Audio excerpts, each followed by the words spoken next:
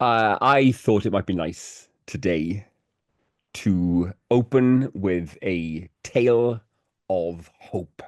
What do you think? Oh, okay. Yeah, I'm here for it. I thought it might be nice today to just hit a note of optimism, right? A note of just that the future might not be so bad, right? And there are examples, right? There are examples throughout human history of when we endure, right? Mm. People fucking endure and live on, right? All right. Yeah. So I thought maybe let's talk about that a little bit and see if we can't draw parallels between what I'm about to talk about and where we're at now. Okay. What do you think? Excellent. What do you Yeah, think? I'm on board. Give it the President Whitmore from Independence Day treatment, We're Exactly. That's gonna what I'm gonna. That's survive. You Yeah. fucking nailed it. That's exactly what I'm gonna do. And as is often, something I love to do, you're gonna come back with me, right? Yes, take us You're gonna there. come back. You're gonna step into Marco's fucking DeLorean. Boo, boo, But boo. this It's not a time, DeLorean sound. no, it isn't. Load up the plutonium and set the fucking flux capacitor because we're going back. We're going back Back about in time. 74,000 years. Oh. Yeah, that's right. All right. Who's That's right. here? Who's here 74,000 years ago? Mark, set the stage Uh, for me. Homo sapiens are here. Okay. We All exist. right. We're We exist. hmm We exist, and all right, look, physically, anatomically, we look kind of similar to how we do now. sure. Um, Culturally, of course, totally different. We are a nomadic species right now. Mm. We move around. We have kind of groups, tribes. There's maybe about 20 or 50 of us in a tribe. We are hunters. We are scavengers. We are omnivorous. We are gathering plants, animals. We're a great bunch of lads, right? Is Sure. what we are. hmm Um, so if you don't mind, I'd like to focus. I've set my time circuits, but I've got a TARDIS here, and I've gone back 74,000 years, and I've How many of you landed. are we each taking our own ride? Is that one of us gets a DeLorean, one of us gets a TARDIS? Is that how Now it there's works? plenty of room in the TARDIS. You can come Oh, okay. along. You can be my companion this time, and I am the Doctor. Great. All right. I'm How down for about that? that. All right. Shall we go to Sumatra, maybe? Okay. You're gonna have to tell me where Sumatra is. Is that Africa? Sumatra. Let me just get the old maps. I want to say it's kind of Indonesia sort Oh, that of sounds more area. correct. Yeah. Yes, indeed. It is an I couldn't Indonesian see island. Sumatra on a map of Africa. My No. Asia is a little weaker. Yes, Indonesian island. It is now known as Sumatra. Okay. And You mean they didn't call it on, that 75,000 years ago? no, I don't think they did. I think they probably would have called it or something like that. Something like that. Um, but I'll tell you something that happened on Sumatra about 74,000 years ago. Okay. A fucking horrifically massive explosion from a supervolcano Ooh, known as Toba. Toba. Toba, Toba, the Toba supervolcano. What Fucking makes a hell. volcano a super volcano? Just the absolute size of this lad, Okay. right? In awe at the fucking scale, a mega unit of a volcano, Sure. right? Fuck. You think you've seen a volcano? Bullshit. Because if you were a Homo sapien tribe at the foot of Toba when it erupted about 74,000 years ago, fuck me, were you about to have a bad day? Um, because what Toba did was take a fucking beautiful, beautiful region, biodiverse as a motherfucker, right? Tropical, lush, kind of dense rainforest blanketing this highland, um, and fucked it utterly, right? Nice. Okay. We are talking ash, fire, sulfur, fucking. all manner of absolute pollutants. But Yeah. the scale, the scale of this eruption was absolutely fucking off any kind of scale that we've seen in modern Yeah, times in the in social modern time. era, yeah. Yeah. Just cubic fucking absolute fuck tons, kilometers of volcanic material issued forth from this eruption, covering uh, just most of South Asia in ash, absolutely blanketing the atmosphere with sulfur dioxide, and this kind of created almost like a little strata of the atmosphere all of its own, and Yeah. plunged the fucking planet, the entire planet, into something of a volcanic winter. Mm. Have I'm you seen serious. a volcano eruption? Yeah, there's one going on right now, isn't there? In Like you've Hawaii. been there? Oh, no. Oh, okay. Mate, I'm from a small town in South Wales called Tredegar, right? You travel, so Oh, I there's every chance that like I've seen the very volcano that is erupting now erupt before in really? Hawaii. Yeah, I've been there. It's pretty bananas to see. I've Uh, seen I've seen kind of video on the news of it erupting and it looks metal as fuck. Um, yeah, it's interesting from like we'd go up to like Mauna Kea and yeah. look down and you can see like in Kilauea the crater through Kilauea Iki and all that kind of stuff where like you can see like from a distance the like splashing of it coming out and stuff like that, and in other places Wow. you can go and see like where the lava flows like underground and like cracks and fissures Oh, underneath, and you can kind of walk along, but you're not supposed to, a lot of there's often cops and stuff like that to keep you from getting so close that you can uh injure yourself and stuff like that. But just to say, like, any kind of eruption, or like think of when that one in Iceland erupted yeah, and yeah, just yeah, like yeah, yeah, shut yeah, shit yeah. down for It did. months. Yeah, I mean, yes, It's I've like any kind traveled, of but eruption is so disruptive in some way, yes. places, even a small thing like that one in Hawaii. My brother-in-law lives on the Kona side of the island, and that eruption that is going on now and that I've seen before is on the Hilo side of the island. And whether it's that or like eruptions on like Maui and stuff like that, it all kind of like Mm, gathers on the Kona side, and they just have like what do they call it? Vog volcano fog. covers the area, volcano fog. Uh, Amazing. yeah, and And it's yeah, just which is a smaller scale of exactly what we're discussing here. right, I mean, exactly. This is a tiny version of yeah, this yep, thing. yep. You're right in that I've been about, but I would probably travel away from an erupting volcano, not towards one. I've never been lucky enough to be in the same place as an erupting Right. volcano. I'd like to. Yeah, Um, as long as it's like a little guy. This is yeah, always the thing that stresses me out though, like because, Kia's family lives on Hawaii and all that kind of stuff, that like what if we go there and it like big erupts, you exactly, know? Like that's nowhere to go from there. exactly. You just Well, get yeah, yeah, volcanoed. yeah, yeah, exactly. And you know, if you take a little what happened to Homo sapiens at the time of Toba, Mm. you don't want to be around a supervolcano, right? Yeah. Also, sorry, just one more side note, but to that effect as well, when I was in New Zealand, we went to like a exhibit that showed, because obviously New Zealand is like volcanic as well. And for some reason, this museum had like an exhibit of like what would happen if like any of this shit went Ooh, active. And it was like the most horrifying thing I've ever seen tell in my me. life. It's like they put you inside of a house, like as if you're just in your living room, and you can Yep. see the volcano like across the water erupting. And the like it, shows like first the kind of like shock wave hitting you, Mm, and the like place like shakes or whatever and things like that.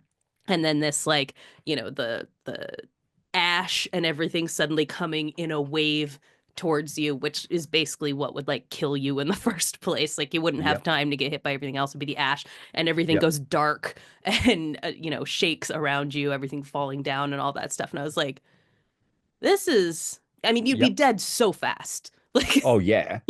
like you wouldn't have time to have a bad day. You'd just be dead so And nicely quickly. preserved for future wankers Nicely. to come and have a golf Right. at Exactly. while you were busy making coffee or fucking feeding your dog or whatever. Hmm. But I'm sorry, go on. This is like, it's interesting that you picked this because like 3 weeks ago, I considered asking if you wanted to do volcanoes as a main topic. And so you've Fascinating. stumbled upon something that I find very interesting and terrifying. Good. Good. Um, See, what I don't think you've grasped yet, and listeners, I don't think you've grasped yet, just what a global clusterfuck Toba Right. was, right? It was an absolute. Firstly, it kind of overlapped with the Ice Age. Hmm. So, the world was already on a kind of the world was already going through a big evolution in terms of species, in terms of, population spread, Hmm. biodiversity. And then bang, Toba happens as well, creating this absolute, just, this incredible, perfect storm of environmental fuckery. Hmm. Um, and there is a very strong academic argument. There are people who disagree with this, and I'll talk about that in a bit. But there's Okay. a a very strong academic argument that the Toba eruption came very close to completely eradicating Homo Mm. sapiens and stopping mankind before it managed to get a foothold in society and evolution. Right. Okay. Right? Check this out. There are some academics who think that that eruption caused such a pronounced crash in human population that it reduced our numbers to as few as between 3 and 10,000 individuals. Jesus. That's crazy. Fucking what? That is absolutely nutty. It's known as a population bottleneck theory. Hmm. And see, what absolutely grips me about this is the good old uh theistic argument about, well, if we evolved from chimps, why are there still chimps? Ma, ma, ma, ma, ma. Bollocks, because this event reduced our numbers to such a fucking, if you go with that train of thought, it Right. reduced our numbers to such a tiny fucking amount that our genetics were very possibly kind of limited as a result, right? Sure. There are Hmm. clues in the kind of human DNA history Mm. about this event. Um, and whenever I talk about science, I can feel like lean just dying. Like, oh boy, here Oh. we go. But come with me, right? I think I've got a Yeah. grasp on this. Um, Mitochondrial DNA, right, which is a particular kind of DNA which is inherited maternally, right? It's passed down from our mothers, Okay. and around about the same time as Toba, 70 or 80,000 years ago, there was a fucking the diversity in mitochondrial DNA just plummets, Mm. Hmm. which gives credence to this idea that a small group of women carried that genetic Right. kind of material forward Right. during that time. And then on the other side of things, on the paternal side of things, the Y chromosome DNA, again, shows a massive plummet in diversity. So it's as though at that point, Mm. the kind of the I guess the family tree of humanity kind of Yeah. Get narrowed, shrinks down. Yeah, because Exactly. presumably people who survived were probably in specific areas and, Yes. that were somehow shielded or they were able to stay away from the effects or, Yeah. you know, had innovated something to keep themselves Yes. from dying or something like that. So Exactly. it's Exactly. certainly Exactly. whatever, yeah, diversity that existed at that time, you're suddenly going Yeah. to cut out probably anyone in the immediate vicinity of Sumatra didn't Yes. survive, right? Exactly. Anyone right Exactly. around there, yeah. And you know, and the fact that this wasn't just limited to that region, to Indonesia, to South Asia, Yeah, this happened fucking globally. right. But Because again, here's I think that the like it's obviously a much smaller version of that, but that Iceland volcano is like a little microcosm of just seeing how much something yes, like that can change the environment and cover so much. Like just thinking yeah, this one thing that happened here, yeah, disrupted the way like the a good chunk of the northern hemisphere Yeah. worked for a chunk of time, you know? Like, Mm. uh, I don't know that we totally grasp, like you said, like the scale of disaster that would be upon us if any of these like really big Yes. volcanoes Yes. blew their top. But I guess this is where the hope comes in, right? Okay. Hmm. That group of Homo sapiens weren't kind of how to passive kind of victims of nature like this. Hmm. This was a kind of a resourceful, a very mobile, kind of capable species. Mm.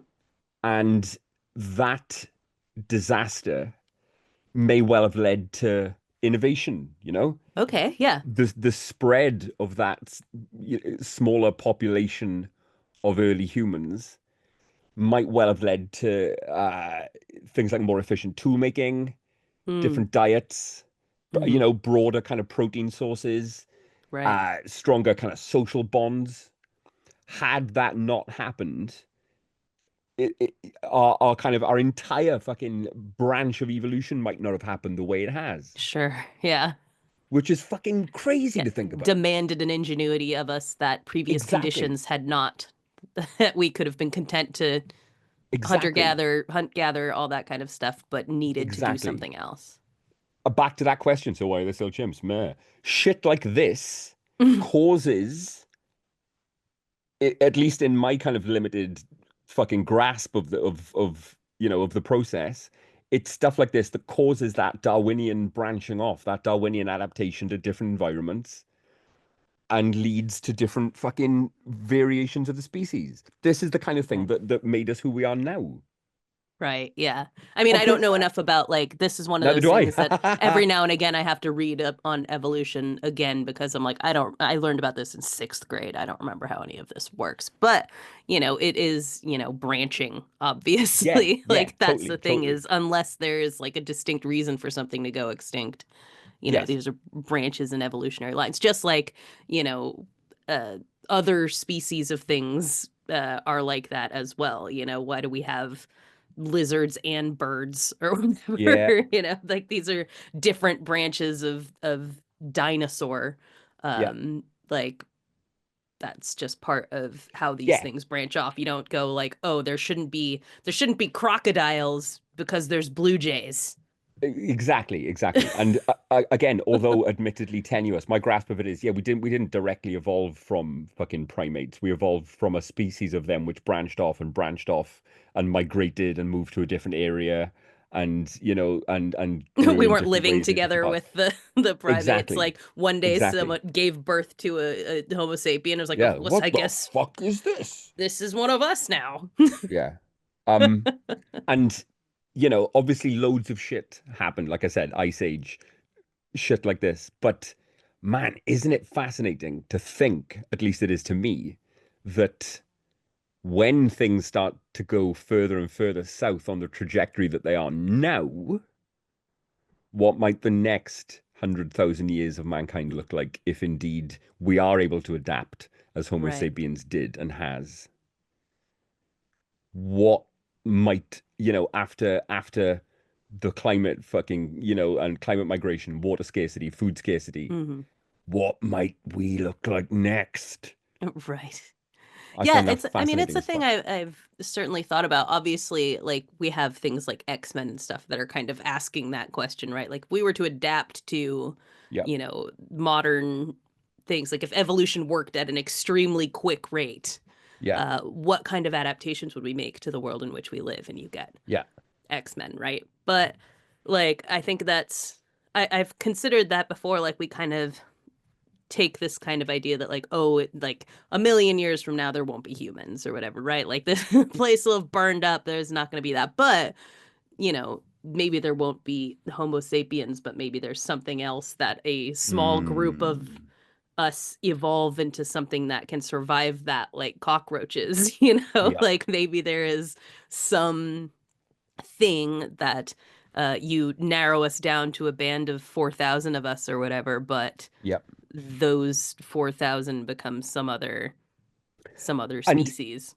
equally as fascinating to me is what will mankind, if for want of a better word, in that far in the future, what will they remember of us? Right. Like, You because we've know? never had, well, as far as we know, we've never had like a society that was able to communicate the way that we do and save records of themselves the way that we Exactly. do. But right, thinking about Toba specifically, Indonesia has uh lots of kind of oral myths and Mhm. stories about kind of exploding mountains. Right. Yeah. You know what I mean? It gets passed down. I mean, that's like on a smaller scale, like we talked about that with the not Shackleton, but the Franklin expedition, right? And that Yeah. over 200 years or whatever, the Native American story had not changed of where Mm. those ships were, and they found them in exactly that place. But you also hear stories of um like South America and the empires that have been wiped out in South Yeah. America by Europeans and things like that. But like these stories of contact with other cultures and these stories about nature and about things that Yes. they had discovered that persist Yes. regardless of, what other contact had happened and things like that. And so there is a degree to which like we can lose so much and even through oral history manage to Yeah. have these things that a lot of people disregard, like, oh, that's like Yeah. superstition or something Yeah. like Yeah. that. But it's like, no, that's Folklorism. Yeah. Yeah. Yeah. right, folklore. But I was like, no, Folklorism. a lot of Another word. times, when historians and archaeologists and scientists and ecologists look back, they'll suddenly be like, that maybe Yeah. has been interpreted through a folklore lens, but that was actually talking about real shit Yep. that happened back Yep. then that Yep. Yep. Yep. persisted. Yep. So yeah, that's an interesting thought as well. How long can, some sense of our story Yep. persist beyond Yes. us? So, friends, we come to you this week with hope that something may endure. Right. Think of it as a really awkward and uncomfortable and painful period of change, Hmm. maybe, if it helps you get through another day. If that's hopeful. We're gonna live on. We're gonna Yes. survive. Well, not us, not us specifically, but yes. Great, thanks. Greetings, Mark. Oh, hello. Hello. Hello. Hello. Hello. Hello. Hello to you, and hello to you, and you, and you. Maybe you've pressed play on Apple Podcasts this week, or maybe Spotify, or what are the other platforms that we're on? I use Podcast Addict for mine. Podcast Addict, maybe you're one of those. And iHeartRadio. maybe I don't you've know. thought to yourself this morning, oh man, things are kind of shitty, huh? Uh, why don't I listen to something which might make me feel a bit worse? Why don't I do that? And Why that's not? Why not where just like dig in, that is where you burrow down? find us, just here in a little corner, making things worse for everyone. That's what we're It's doing. so funny. I this week Laura posted Laura Latour. Latour, yes, posted Hello, Laura. about another podcast, and unfortunately the name is escaping me and I haven't gotten a chance to give it a Are listen there other yet. podcasts then? Apparently I'm finding out there are other podcasts and Not as Laura good as Latour ours. listens to them, which, traitor, but Ours is the best of nonetheless, them. clearly. But she was listening to this other podcast, and it's like mission statement was basically Joag. It's Mm. like, what? Like siblings? It was like basically their whole thing for their podcast was like talk about anything that terrifies you. And I was like, that's what Well, we do. hang on now. I think it might be more opposite to say that that's what we did. I think, Well, yeah, maybe. I think we've evolved a little in the last four some years, True. you know? Yeah. Much like Homo sapiens at the base of Toba, we too have evolved. Uh, and yeah, I don't know. I think we've certainly found a groove, and I think our remit is no longer so narrow. Yeah, well, I don't know. I feel like that's still like at the Oh heart of it, yeah, right? yeah, Yeah, yeah, yeah. anything that Yes. causes you anxiety or things Mm. like that. Oh, I'm Horrified is the name of the podcast. A weekly podcast covering all things horrifying, from artificial intelligence to women's pants. Like that sounds very Well, much like us. Yeah, talk to me. Let me know if they're still around in 4.5 years. I Yeah. think they're on episode 154. Fuck them.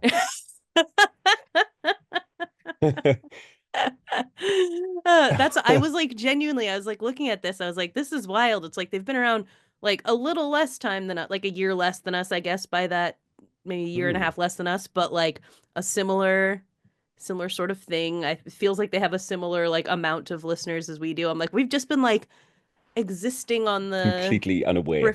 completely unaware of each Their other. host is Mark with a C, and he doesn't have a beard, I bet. It's actually the girl on the podcast is Welsh and the guy is American. Nice. No, I don't know who the hosts are. I I'm don't know their joking. I don't genders really or mean fuck anything. them. I mean, No, of it's course. lovely to have somebody else, in our wheelhouse.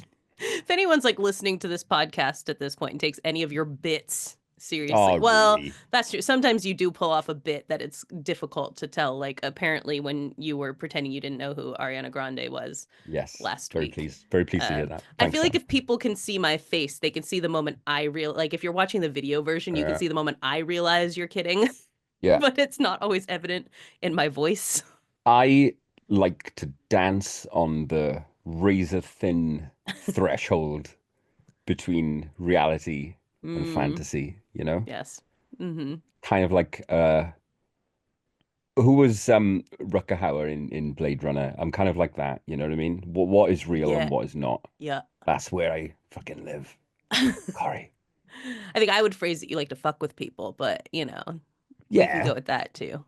But no, no, no, no. There's way more to it. And I think you do me a huge and hurtful disservice. Just thinking how earlier today I texted you and I was like, all right, we all set for you to cold open Joag today. And you're like, to do what? Like, Yeah, yeah, yeah, yeah. It's you good. fuck. Those Uh, toilet parts of reality that I make my own, mm, you know? hmm. Yeah, sure. Quite sexy, isn't it? In a I'd way. fuck me. Uh, so welcome everybody. Jack of all graves, doing our thing.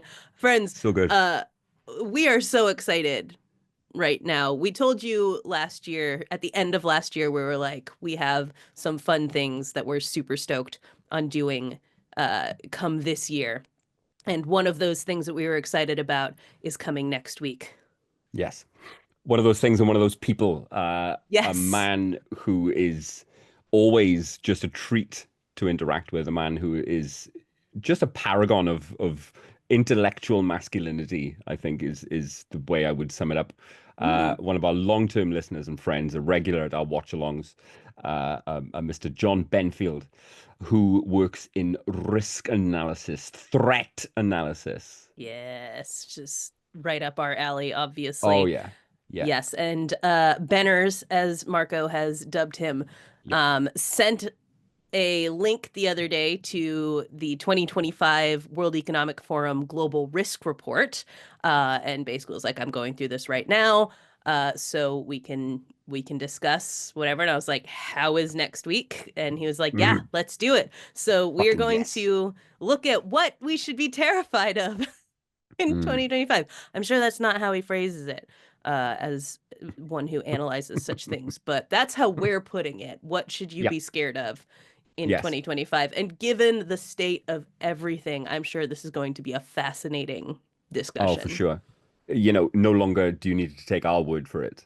Two fucking A real podcast expert cranks like us, coming someone who in actually here. gets paid for this Right. shit, is gonna actually using science and statistics and all manner of other, you know, credible sources, is gonna really lay out where you need to direct your anxieties over the next few years. And hey, listen, the other end of that is maybe there are things that we have been panicking about that John will be able to tell us we're not as worried about that. Or hopefully there'll be things that we haven't even conceived of that are There's just waiting to bite us all in the hmm ass. it is hard to get to things that we haven't conceived of, though Oh, we yeah. are pretty good at being anxious. And over the past 5 years, we have covered a lot of that. I think I can't remember if I mentioned it on here, if I was just talking to you about the book that Eileen recommended to me. Did I talk about that on the podcast? I Um, don't know. Apologies if I'm repeating myself, but Eileen recommended a book and she said it was very Joag adjacent. And it is called Gory Details. Mm, And she's like, there's a lot of Joag overlap in this book. And it was a woman who writes about like macabre things and stuff like that. And sure enough, we'd covered like probably 3/4 of the things that she talked about in this awesome. book. I was like, you were not kidding. So it's like really, yeah, we have covered a lot of ground in the past 4.5 years for sure. Yep. And there's way more still to come. We And ain't there's going way anywhere. more. Listen, my list of future topics is as long as my arm. There's a lot that we have yet to cover. Oh, yeah. I've got one of those too. Do Um, you? yeah, whenever I'm out and around in the world, and I find something which I think might find its way onto the cast, I just write it down. And as I put it in a note, and I'm deleting Toba Volcano as we speak. Heyo. That's gone. Cross it off the old list. I love it. Yeah. So we have no shortage of Mm. things to discuss as we move on. So get ready for that. That's going to be a really fun one to Yep. listen to next week. I'm really excited about that. We're gonna get in a let's play this week. I'm gonna play some Yep. Astrobot, Yep. getting myself up, just playing a little bit to get to the spooky levels, so we can do some nice ghosty play on there. Hopefully tomorrow, Wednesday. But Yep. Super um, cool. We haven't yet talked about time cop either. We haven't yet we done haven't our. talked about Time Cop yet. It's busy week for you, I know. So we're gonna Yeah. do the easy thing and do the Let's Play Yep. this week. But Time Cop is coming. Like I said, we watched it already, so it's just a matter of sitting down to discuss that bonkers movie. Yes. Splendid. Everything okay with you generally? You good? I gather it's snowing where you are. Yeah, it's snowing, which is really nice. Very Don't you pretty have out a there. don't you have a flight that you need to catch? A flight? On, surely you'll be hightailing it to DC any moment now Yeah, for obviously.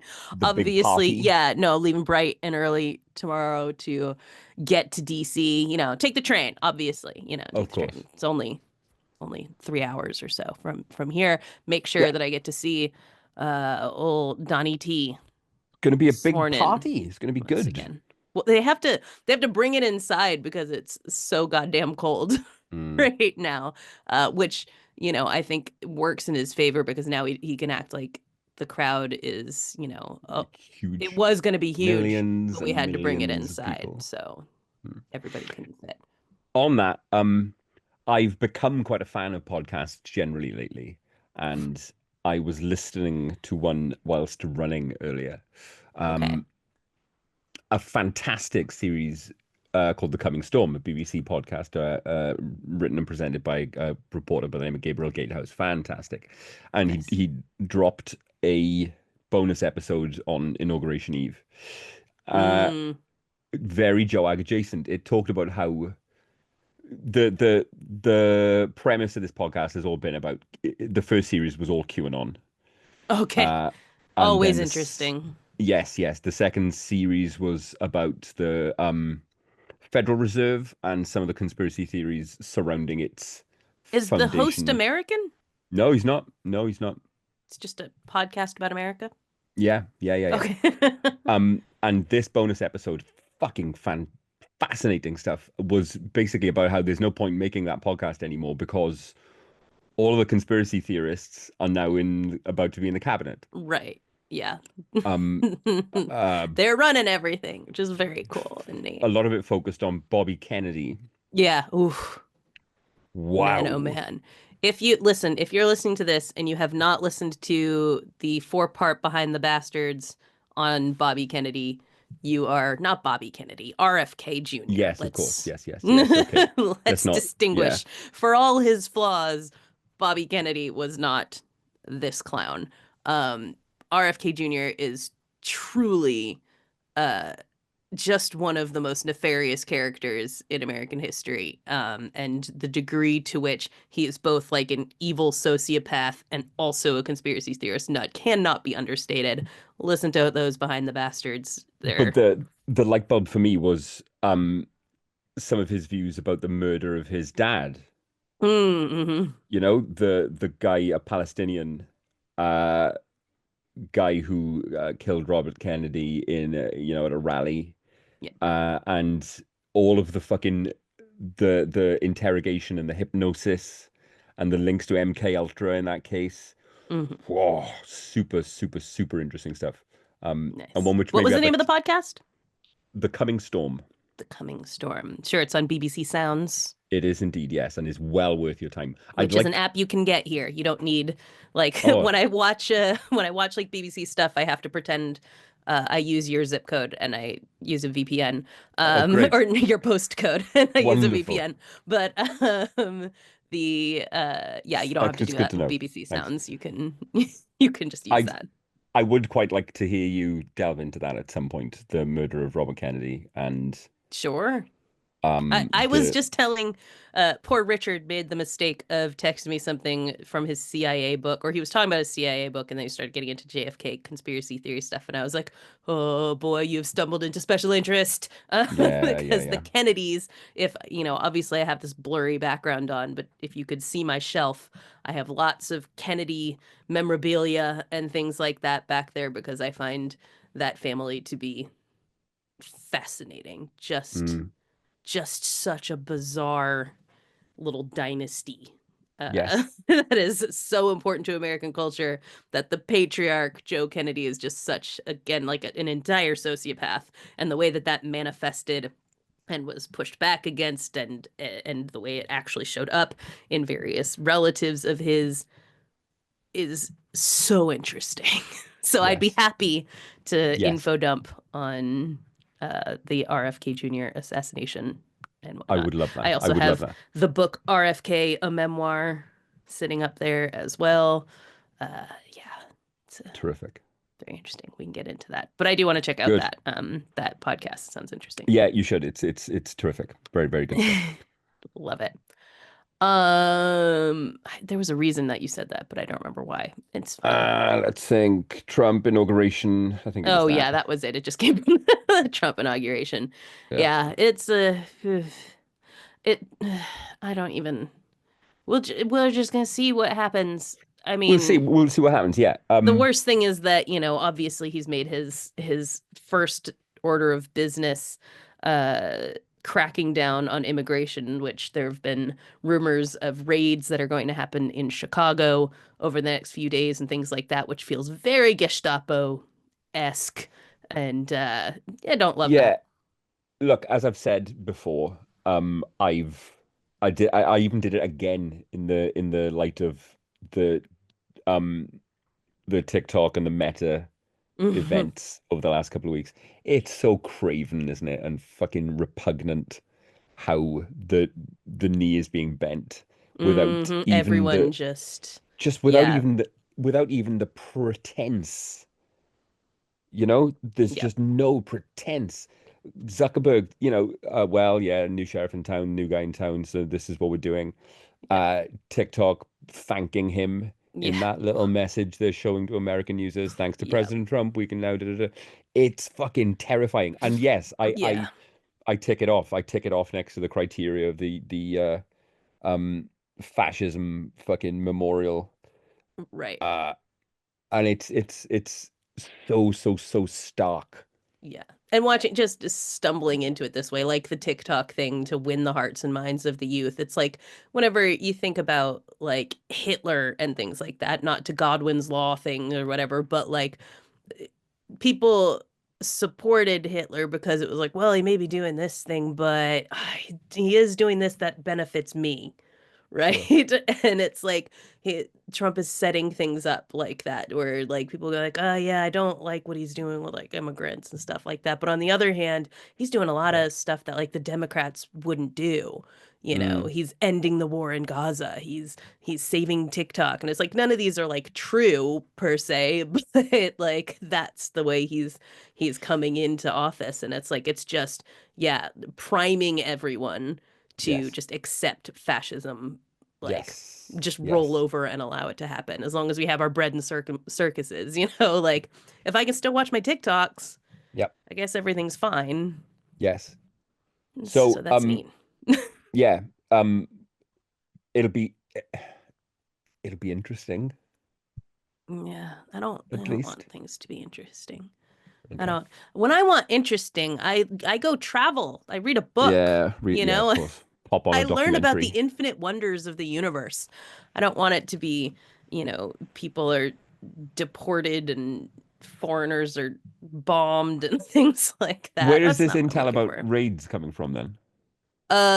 It was like one of those things where, the newspapers were talking to internal sources from the incoming administration or whatever. So Mm. unnamed, but yeah, there's no reason to think that's not happening. It's what he said is going to happen.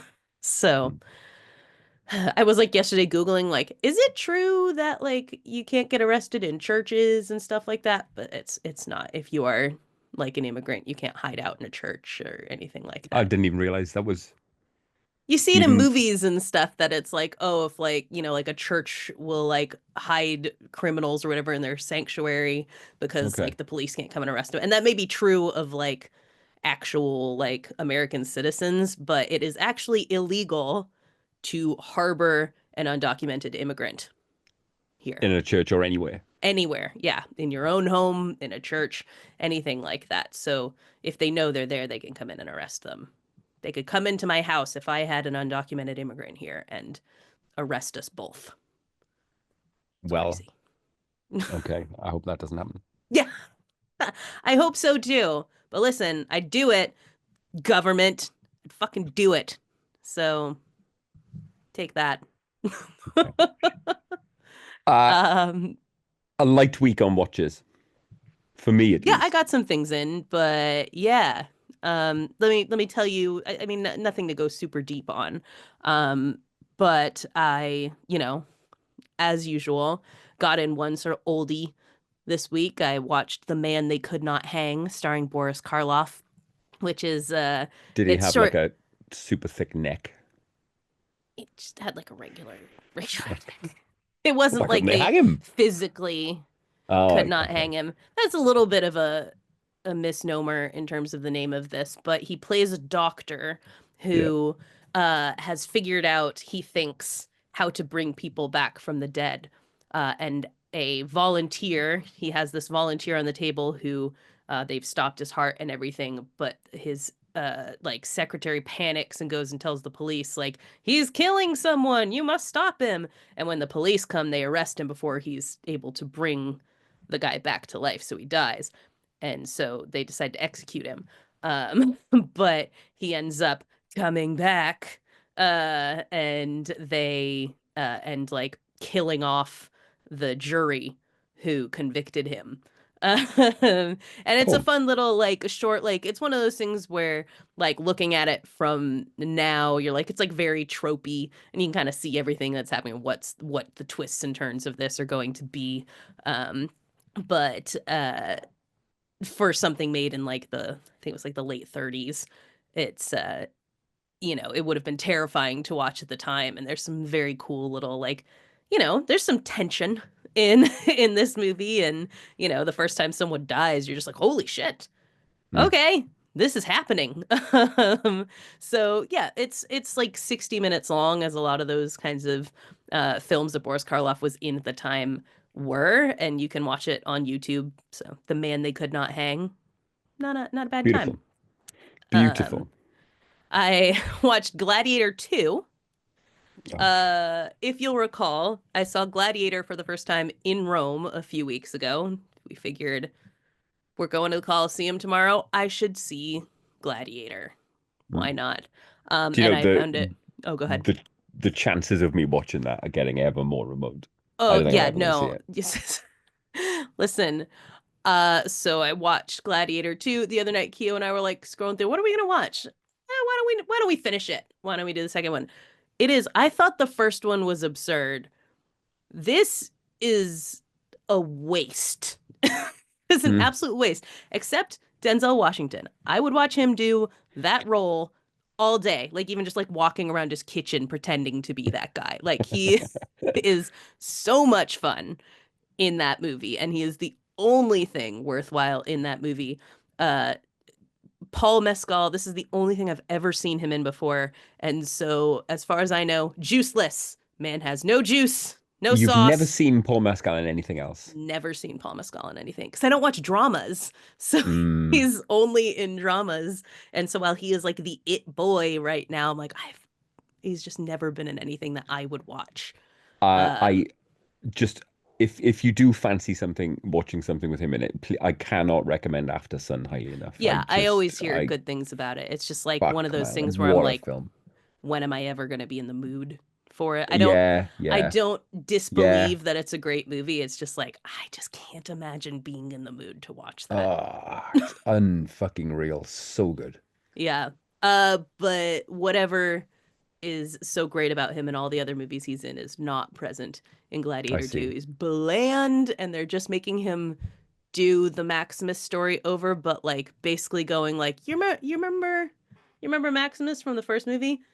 We're not gonna build this up in any way. Just we're just gonna follow that story and you Yeah. get it. Right? So it's like completely nothing is filled out. The characters are not filled out. And I gave the Pedro Pascal completely miscast, which I didn't know Pedro Pascal could be bad in anything. And he's Sure. terrible, terrible in this. Um, but I gave the first movie crap for the score being the exact same score as Pirates of the Caribbean. I don't know why they didn't just recycle it again. Just use it again. This movie has like no music in it. And so it's like 2.5 hours long or 2 hours and 50 minutes long with just like nothing going on in the background. I genuinely like checked to make sure. I was like, do we have like a weird rip of this? And I was like, no, this is correct. Like there were a few other people I saw on Letterboxd comment on it too. Like, why is there no music in this movie? Uh, oh, CGI that is abysmal. Oh man. Have I got this wrong, or do they? Like in the first one, the gladiators fight a tiger. Yeah. And they nod to that too. They like briefly show you a tiger. Like, remember how there was a tiger in the first one? Have I Yeah. have I dreamt this, or did I see a screenshot in a review somewhere of them fighting like sharks in the Colosseum? Sharks. Yes. Oh, that Which does like, happen. yes. In real life, I do know they did flood the Colosseum for Okay, fine. Okay. some things. They did not bring great white sharks Ah, in. That okay. is completely Ridley Scott's creative license in this movie. It is. Huh. Just like, at least the first one was like a fun kind of lunacy where you're just like, I don't understand why any of this is happening and like why nobody asked any questions about this plot. Um, this one is just like boring and dull, except for Denzel, who is holding the entire thing on his togaed shoulders. The chance of me seeing it just vanished a little Yeah, further into the distance. there's you would have such a bad time, Mark. Ah, no, not for You me. would have such a bad time. Um, the other thing that I watched besides we're clearly we watched David Lynch things this week. We're gonna Yeah. talk about that at the end. So I did watch a David Lynch thing. I'll talk about that later. So the other thing that I watched was Cuckoo. I finally got around to that Oh, yay. because our dear Yay. friend Anna Martin from the Hell Rankers podcast had done this cool thing last year where she watched a movie from every year that we have movies. And then on her Facebook, she like wrote her favorites from each decade, and her favorite movie from the 2020s was Cuckoo. Hmm, And I was like, okay, that's a ringing endorsement. And I knew that you liked it a lot too. I did. And so I was like, hey, Keo, do you want to watch that tonight? And he was like, sure. And you hated it, And right? no, I loved it. Ah, there we Uh, go. Good. there is a point about 25 minutes into this movie where something happened that I literally like brought my hands up to my Mm. ears and was like, that's too scary. I'm too scared right now. And I was like, oh, I love that. That doesn't happen too often Do that you see I'm what I just mean like about it being terrified by a something. film with just such a really strong sense of its own identity? Yeah. Oh, You know what I mean? absolutely. Just Yeah. from the setting, from the choices that some of the performances make, Hmm. the I love Gribblies. like um what's my guy that I love so much? Dan Stevens, Dan his sort Stevens, of yeah. like Peter Lorre-esque thing that he's Great, doing great. in this. Oh, everything about it is so balls to the wall too. And I love um Hunter Schafer, is that the lead's name? Possibly, don't know. I think Hunter Schafer is her name. Um, her reactions to things are Mm, very like real to a 17-year-old, which I think is so great. And there's like these little bits of like just very low-key comedy to her yeah, responding to things. And yeah, I feel like she's very easy to connect to in this movie, while you have these other sort of very over the top characters as well. yeah, And this eeriness of not knowing what the yeah. fuck is going on, But you know? yes, until you do, and it fills out what the fuck is going on Right. really nicely. Yeah. Yeah, It, it really, there's a return on the vibes, right? Because this could yeah, yeah, easily yeah, be yeah, yeah, like a yeah, yeah. vibes movie and lose me, but Yep. it follows through on the I vibe. could easily watch I could easily watch like Cook 2. You know what I mean? And you can have Yeah, that, by the way, definitely. Neon, if you're watching, Yeah, listening. take it. It's Um, all yours. I think they could absolutely build on just what the fuck they're doing there. Right, Um, exactly. It's quite easily obviously and flesh that out. it's not meant for there to be a sequel, but it's left in a place that if they did one, it wouldn't be Mm. like, oh, it's just a It cash wouldn't grab. You're like, no, you could, this exactly, could yes, very exactly this. much, this could go on. Yeah. And, obviously we don't want to spoil anything about it. But because part of it is the journey of being like, what the fuck is going on here? But it does, one of the things I like about a movie like Cuckoo is playing on things that are like kind of universally scary. Because like, monsters aren't necessarily scary to everyone, ghosts aren't necessarily scary to everyone, all these things aren't necessarily scary to everyone. But like, you know, people not knowing where someone is, but that they could sneak up on you at any time Completely. is terrifying. Right? And Like, uh your family not being who you think they are, mm-hmm. you know? Right, Um, exactly. Being disbelieved when something horrifying is yes. happening to you. Um, Yes. yeah, it really uses stuff that I think scare most people Yeah. in really good And ways. it hides all that in Hmm. funny Dan Stevens' just hilarious accent. Oh, yeah. Totally. So good. Right, fuck it, man. He is now somebody who could sell a film to me. Oh, I mean, he has been forever for me, but yes, very But much I'm agreed. very much there with him post Cuckoo. Yeah. I will watch a movie he's in now based on the fact that he's in Hmm. it. Yeah, Uh absolutely. I think he's great, and I have nothing but high hopes for him. Yeah, definitely. And Mm, just I think, yeah, he chooses stuff where he I think we've mentioned this before. It's like he's a very handsome guy and all that kind of stuff, but he is not invested in playing handsome roles. He will well he will put. take on whatever and he's gonna Mm, throw himself into it. I mean, after watching Gladiator 2 and seeing like Denzel is often a similar kind of guy where it's like he's gonna mm, take whatever you give him and he's gonna act his ass off. Or um on the same note, uh I was listening to um on Hell Rankers, they'd picked my movie Virtuosity out of their little hat or their trash bin. yes. And they were talking about like exactly what I said about that movie, with like the thing about Russell Crowe in it is that in all of his roles, no matter what it is, he shows up and acts like it's, he's acting for his life. This is an Mm, important role and he's going to throw us back into it. And I think Dan Stevens is that kind of guy too, where it's like, give him whatever and yeah. he's gonna put his whole self Yes. in.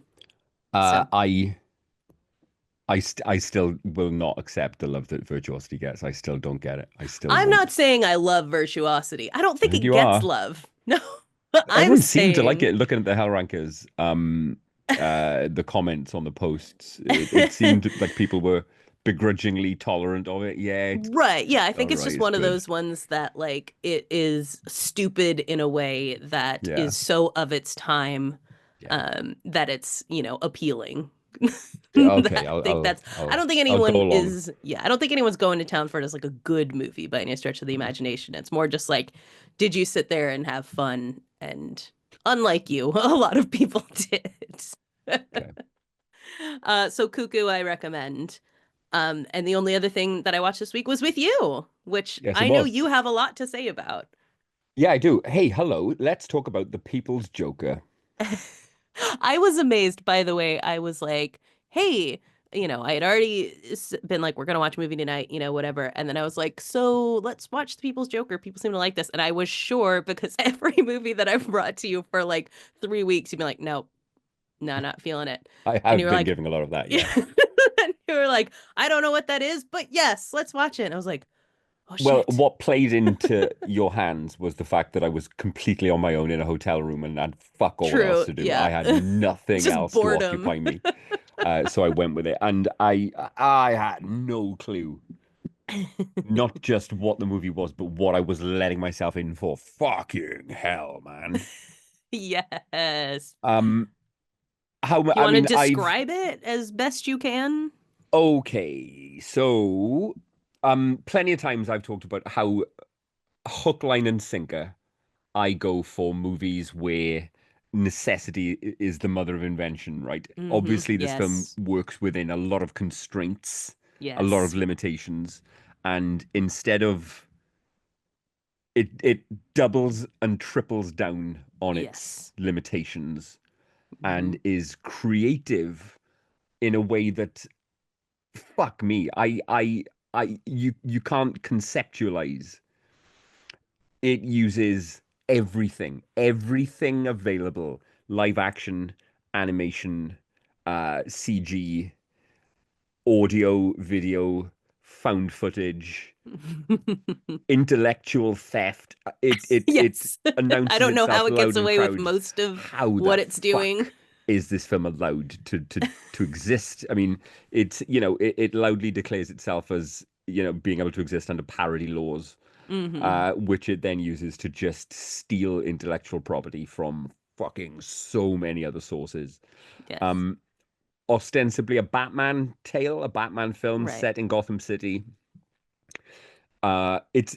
It's more like a how to it's a visual collage, I think, Mm, rather than it is a movie. It's almost it de fuck, am I going to sound like a suit here? It defies genre characterizations right. It because it feels does. very, very much to me as like it's very millennial Yep, in like, did you grow up with like Adult Swim shorts and yep. like MTV in the I 90s was going and to things say like that? MTV for Yeah, it's sure. got that very like frenetic feel to it, lots of color and sound and quick things and Yep, um it's like a very chaotic movie but in a very cool way, yep, very punk.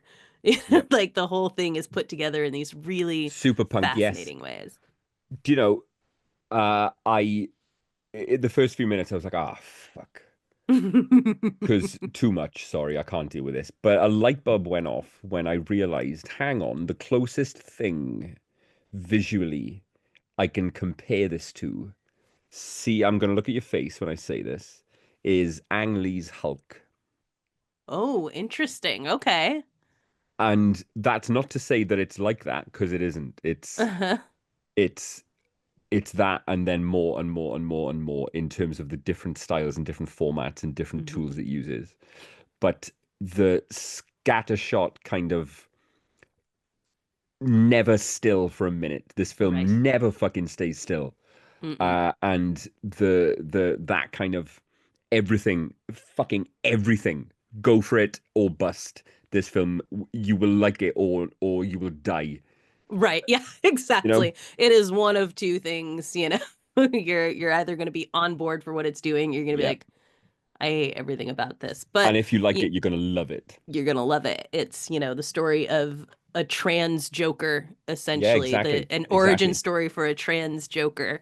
Yep. Um, and it's got so much that speaks to that experience and the growing Yep. up, coming of age, and like understanding yourself through comic book lore, right? Like, which is Yes. always such an interesting thing, the way that like we connect to art and the way trans kids did that, especially in areas that like or families that don't accept them for who they are and things like that, using this as a metaphor and taking on this character to describe this journey. It's also on top of telling that story, just very, very funny.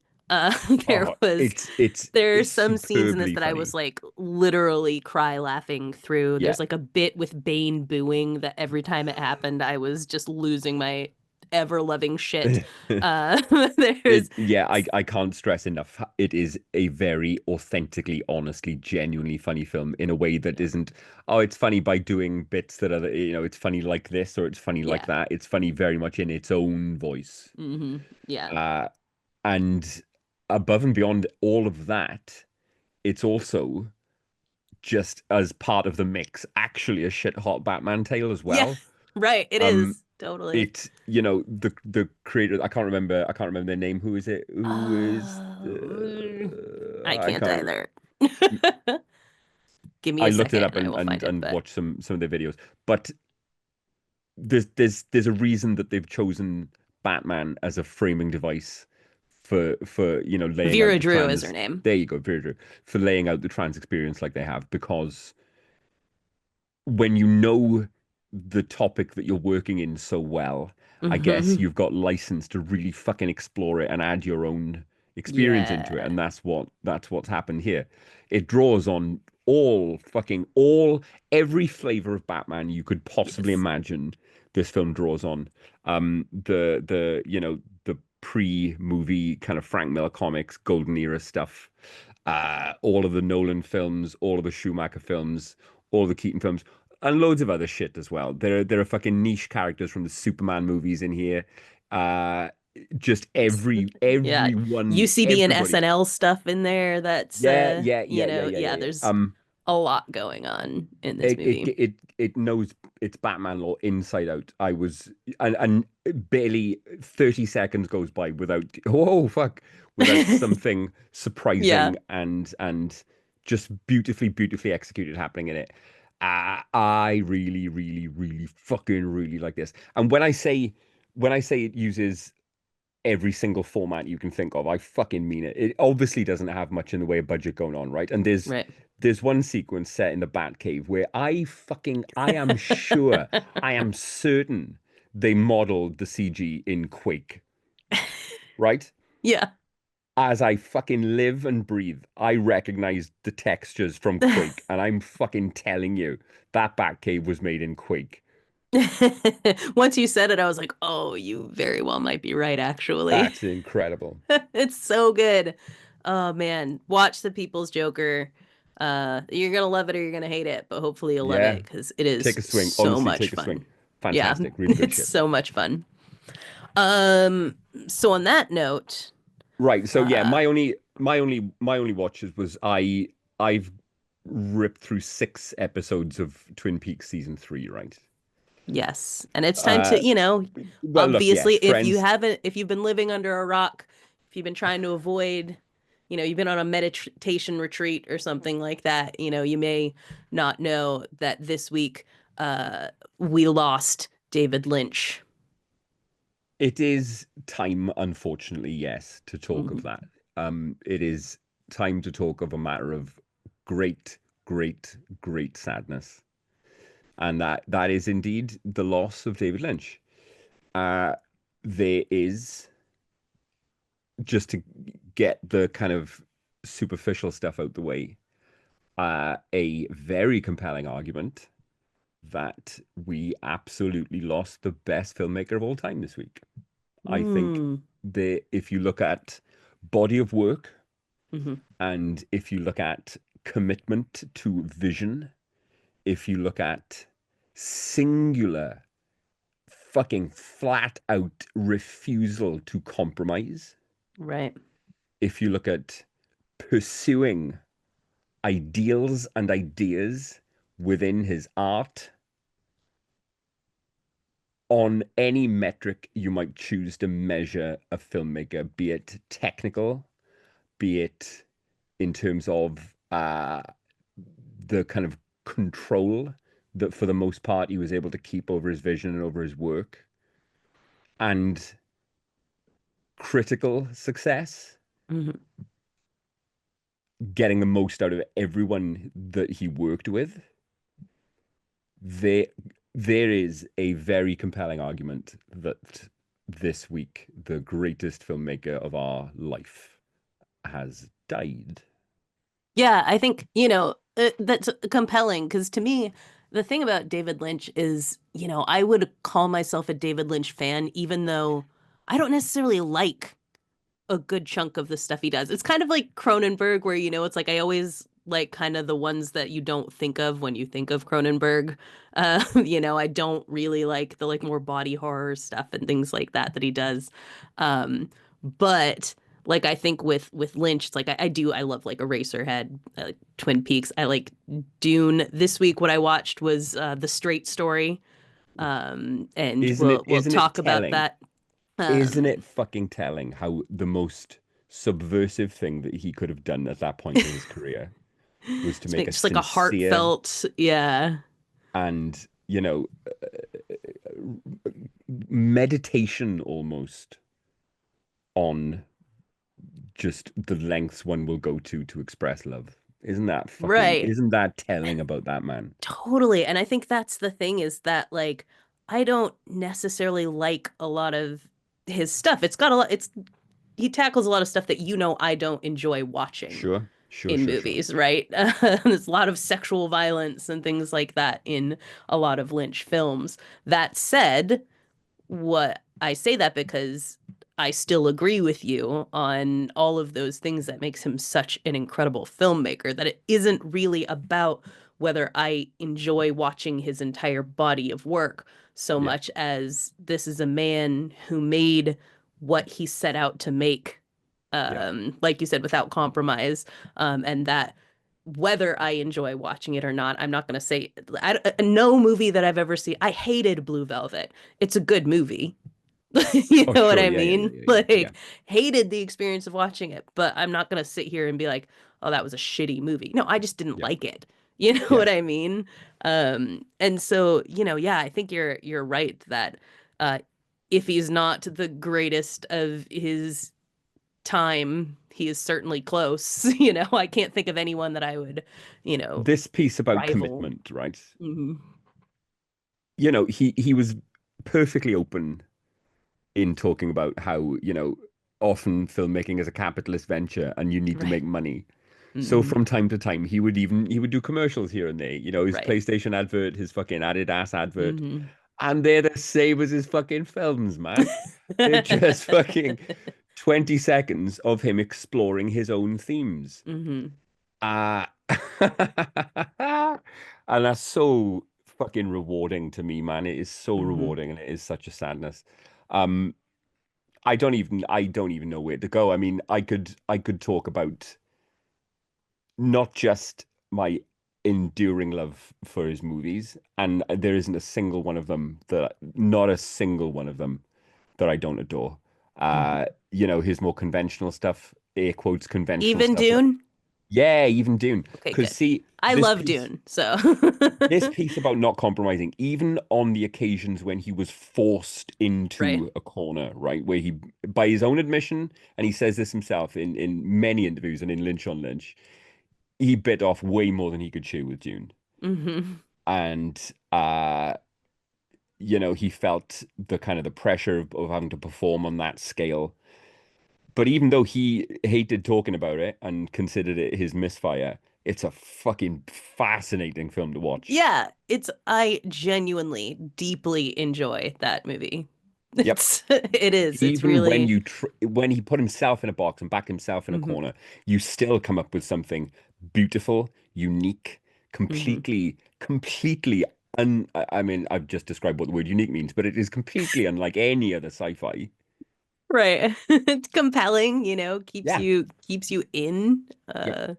Yeah. Um, uh, and again, much like the Straight Story, his other most air quotes conventional work, The Elephant Man, Hmm. even Which when someone else, sorry, someone said this on Blue Sky earlier today, and I was like, I thought I was the only one, but they were talking about how like they had seen Elephant Man for the first time when they were like 6 or 7 years old, and like were so drawn into this, and I was like, same here. I was extremely young when I saw that yeah, for the yeah, yeah. first time, and like, there is something in that. It's probably, I mean, Twin Peaks as well is probably 6 or 7 years old encountering that for the first time as well. And there's Mm. just something so deeply compelling and like human in those things that like makes you, even at a very young age, just like feel Well, things. that's it. And we're getting here to the heart of what it is about him that I find still so special, right? Hmm. Um, I physically want to slap anyone who I hear using that term Lynchian or Lynch-like, because I've never known Hmm. anyone use that term who hasn't wildly missed the point. Hmm. Everyone using that term just gets it fucking wrong. There's no such thing. People will always go, well, it's weird, isn't it? Fucking weird in a very unique way, very weird, weird in a specific way, weird, isn't it? It doesn't really make sense. A doesn't necessarily lead to B or C. It's very weird, isn't it? And you don't fucking get the point. You've missed the point. Lynch, and I'm paraphrasing him. This isn't just me take my take on it. This again, I'm paraphrasing him in interviews and books. To understand Lynch is to understand his point of view that there is wonder and mystery and beauty and horror in the tiniest fucking spaces. Yes. Hmm. Under the door frame, behind the radiator, in the cracks between fucking one place and another. Inch wide spaces can hold mystique. And through it all is the transformative power of love. Through it all. Yeah. And in so many instances, the horrific things that happen in his works are a result of love gone in the wrong way, or love being repressed, or love not quite coming out right, and the fucking weirdness that can cause. Back to Twin Peaks,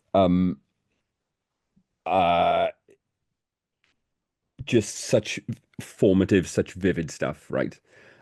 It was the hottest kind of topic among me and the rest of the nerds at school. What happened this week? How can we make sense of it? You know, Totally. we passed around a fucking well-worn paperback of the Diary of Laura Palmer, and everybody read that shit. And Miguel Ferrer in Twin Peaks, beautiful. And there's a point kind of halfway through the first season, I believe it is, of Twin Peaks, and hitherto Albert Agent Rosenfeld has been nothing but a bastard, right? He's come into Twin Peaks, the city FBI agent, you know, calling everyone Hicks. He's just this horrible fucking big league cunt until until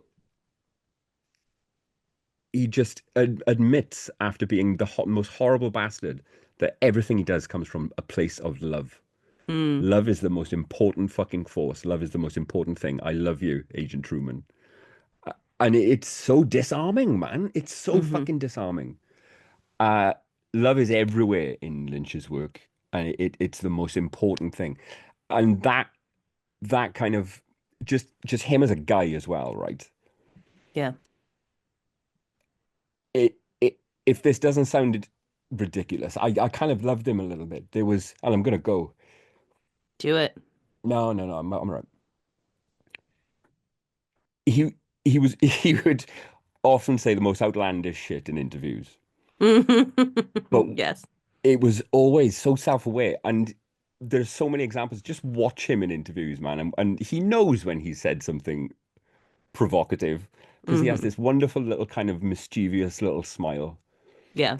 about him. This is a man who lived an entire life in service of his vision, Hmm. and it was so profoundly fucking important to have discovered him when I did, you know. Yeah. And it's a great sadness. It is a great sadness that he's gone. And I said this to you, um, all the day after finding out about his passing left me with was just this gratitude, Mm-hmm. this absolute yearning gratitude. And isn't it incredible in 2025 to see not one single fucking bad word Yeah, about a right. guy? Nothing coming out the day after of Not a like thing. actually here's all the ways in which he was a predator or abuser or anything like that. Just everyone he worked with expressing incredibly deep gratitude for him.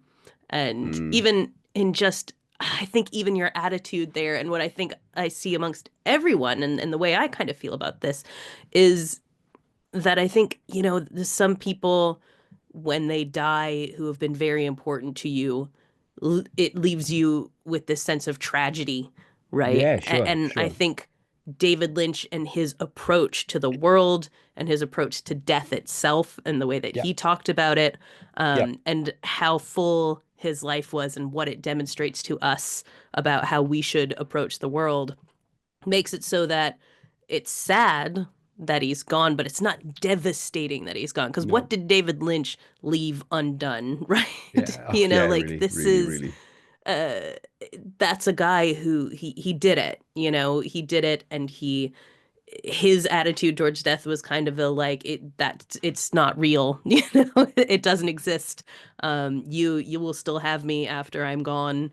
It's a see you later kind of thing. And I think everything that he has made has left everyone with this profound sense that we're just lucky to have had it instead Really. of a misery that it's gone. Mm. Yep. I and again, if this seems like a stretch, I apologize, but I've thought of pretty much nothing else in the last 48 hours. I mean this. I've been going about my life just constantly thinking about this. Hmm. And I can just trace a direct line to some of the ways I view the world now, Yeah. to some of the stuff that I've discovered about myself through his work. Uh, Right.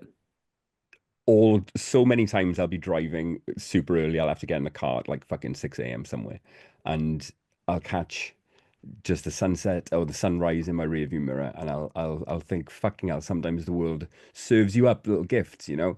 I'll be Hmm. running, and I'll see just birds crossing my path, and I'll think, how fucking lovely is that? The world has given me something. And Yeah. without any, obviously, I'm not one for transcendentalism or meditation or anything like that. I'm really not. But I do believe, man, I do fucking firmly believe in this idea of giving yourself little fucking boosts, of giving Yes. yourself little Hmm. gifts, about how important it is to look for beauty, you Hmm. know? And I can trace exactly where that came from. It's a Yeah. sense of goodness, and it's a sense of finding love within yourself and love within the world, even in the face of unimaginable hidden horror everywhere. Yes. And that's left me with, like I said, just gratitude. I love that. Absolutely love that. And I think, yeah, well deserved uh on his part that that's the legacy that he's left behind, In it, it in just it. That's a life given well lived. to given to everyone who, at least those paying attention, like you said, there are Mm, people who are going to use Lynchian to describe a shut up. vibe and not Yeah, describe philosophy, which I think yeah, when you talk about something being Lynchian, that is what you're discussing is a philosophy, not yes. just a vibe. And to Because talk there about is a something, huge difference between oh, Eraserhead and Straight Story, for example. yeah, you know, completely, completely. it's not just a vibe. Um, and to not get lost in, the kind of social side of acknowledging and mourning of the passing of a public figure, having mainlined six fucking nearly 7 hours of Twin Peaks in the last 2 days. It's unreal. It's simply Mm. unreal. Uh, what Kyle MacLachlan does, playing three distinct characters, all of the same, very differently. Tell you something else, right?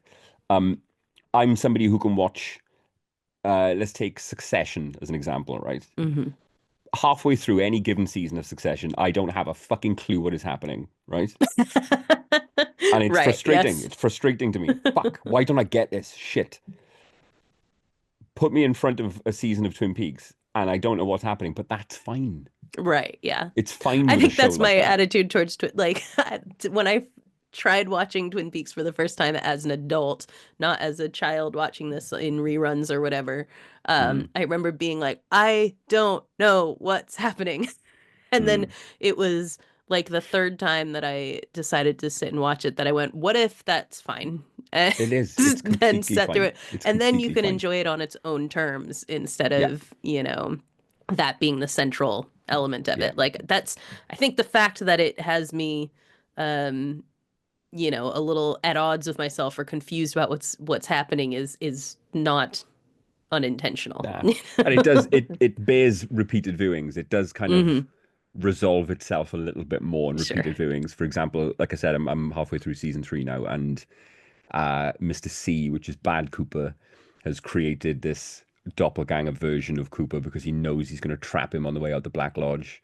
So we got Dougie Jones, who is Cooper in his body, and it's fantastic. The Black Lodge is guiding him, and the soft, beautiful way that Cal MacLachlan kind of plays Dougie Jones as a man who's getting echoes of who he ought to be. He's Hmm. getting echoes of the Cooper that he is somewhere. Just uh, just the way he holds his coffee and the way he clutches his insurance case files and the way he stares at the statue with a gun, reminding him of the agent that he used to be. Oh, and none of this is spelled out. It's all instinctive. Hmm. You kind of get it on a level just like Dougie is getting it. Fuck it's there, it's you, mate. Come on, you can do it. I feel Ah, like Kyle MacLachlan embodies, kind of who yeah, Lynch was in a lot of ways too. I mean, if you're looking at someone who got like in terms of his mindset and philosophy, those two men were just so yeah. linked with one Great. another. It's great, isn't it, when someone with that commitment to a vision finds their Yeah. their yeah, their muse, I guess. Yeah, exactly. And he wrote a lovely tribute to him, but I think, He did. just everything and that's clearly, a mentorship relationship of two people who got each other, but also that so much of Kyle MacLachlan's life has been shaped by being under the mentorship Mm, of David Lynch as well. And I think that's one of the cool things too when it comes to someone who's an artist like that is seeing how, they shape us, the viewers, but even more so the people who are around them. And to your point before, for that to be so positive and for us to not find out like, oh, people who were, under him, he was treating like shit or anything like that, but instead for yep, them to have been able to shape this philosophy of love yep, around having been, and wonder and awe, because I think that is kind of such a huge part of that. If you just follow Kyle MacLachlan's Instagram, like that is a man who understands wonder yeah, and for awe sure, for and, sure.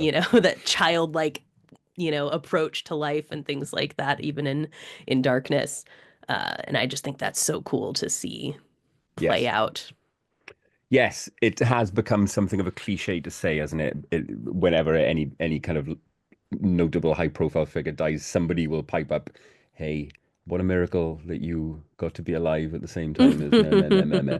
Hmm. But it really is true here. Yeah. It really fucking is, man. The best, the absolute best. Yeah, I love it.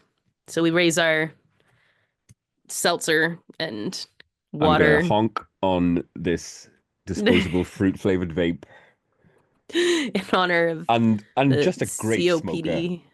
just a fantastic smoker. What a Listen, I smoker! I think I've said this to you before, but I when my dad was a smoker, he started smoking when he was 12, smoked his entire life. Um, and I'd say to dad, like, that's gonna kill you. Why don't you quit? And he's like, I don't want to. I like it. Yep. And he did not live long enough for the smoking to Yeah. get him. But I feel like that's the thing with David Lynch. It's like, boy, it killed him, but Yeah. he had fun doing it the whole time. Oh, it was, you read him talking about the act of smoking, and he can make fucking sparking up a nail sound like the most beautiful, mysterious fucking, Yeah, just brush transcendent against experience. the Yeah. ethereal. Just, Hmm. just the most fucking mundane thing, like smoking a fucking fag. In Britain, it means It. cigarette. Uh, you know, Again, he lived it. Hmm. Yeah. We should all embrace some of that philosophy. Yeah. Not the smoking till it kills us, but the Well, rest of the Lynch philosophy, I think, is something that we should, yes. take this time to think about how we can apply it to our own lives. Yes, yes, yes, yes. So, a strange week, but again, with nothing but gratitude. Here, here. Anything to leave our dear listeners with? What would David Lynch say to our listeners? I wouldn't even like to guess. I wouldn't do him a disservice. But Indeed. thanks for listening, friends, and thanks for being with us. You may not, or maybe you do. You may not realize it. Maybe you do, but it matters. It really matters. Indeed. Very much so. And on that, let's stay Stay spooky. spooky.